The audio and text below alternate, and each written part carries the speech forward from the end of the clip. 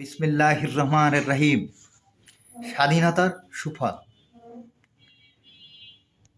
স্বাধীনতা মানুষের ও যে কোনো গোষ্ঠীর জন্মগত অধিকার।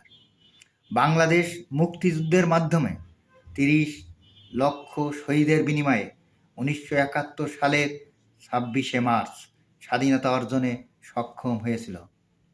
আগামীকাল সেই মহান স্বাধীনতা দিবস। যে লক্ষ্য বা উদ্দেশ্য নিয়ে দেশ স্বাধীন হয়েছিল তার সুফল এই ৫৩-৫৪ বছর পেরিয়ে গেলেও আমরা বা জনগণ সেটা কি পেয়েছে?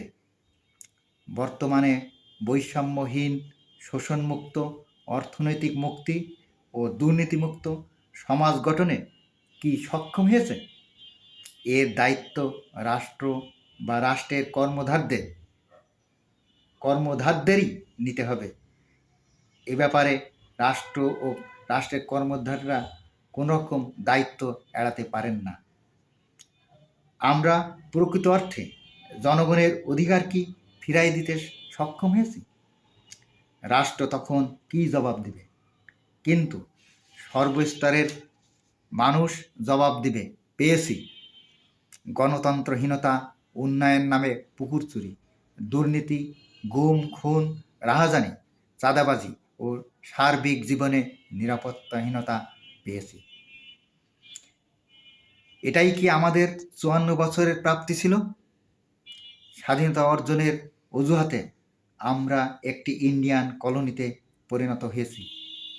সেটা বাঙালি জাতি শেখ মুজিব আমলে কিছুটা হলেও অনুমান করেছিল। তারপর ফ্যাসিবাদী সরকার শেখ হাসিনার আমলে সেটা আরও প্রকট রূপ নিয়েছিল।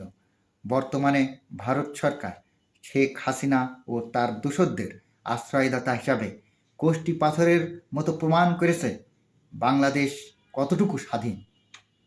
ফলে আমাদেরকে এখন ভাবার সময় এসেছে, নিজের পায়ে দাঁড়াতে না পারলে ভারতের কলোনি হিসাবেই থাকতে হবে এই স্বাধীন নামের দেশটিতে। আমরা ছাত্র জীবনে ভাব সম্প্রসারণে পড়েছিলাম, স্বাধীনতা অর্জনের চেয়ে স্বাধীনতা রক্ষা করা বড়ই কঠিন। বাংলাদেশের ইতিহাসে সেটাই ঘটেছে। ফলে এইবার স্বাধীনতা দিবসের অঙ্গীকার হওয়া উচিত,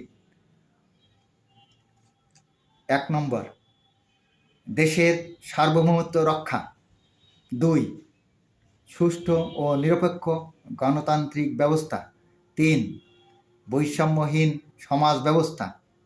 ৪, দুর্নীতি, গুম, খুন, রাহাজানি ও চাঁদাবাজি মুক্ত সমাজ ব্যবস্থা। ৫, সেই সাথে যুগোপযোগী শিক্ষা ব্যবস্থা প্রণয়ন। ৬, অর্থনৈতিক মুক্তি ও সেই সাথে সমাজ ও দেশকে নিরাপত্তাহীনতা থেকে বাঁচাবার অঙ্গীকার। ৭, সুষম পররাষ্ট্র নীতি। আল্লাহ এই ব্যাপারে আমাদের রমজানের এই শেষের দিকে এই অঙ্গীকার বাস্তবায়নে সহায়তা করুক, এই কামনায়। আল্লাহ হাফেজ। সবাইকে ঈদের অগ্রিম শুভেচ্ছা। ঈদ মুবারক।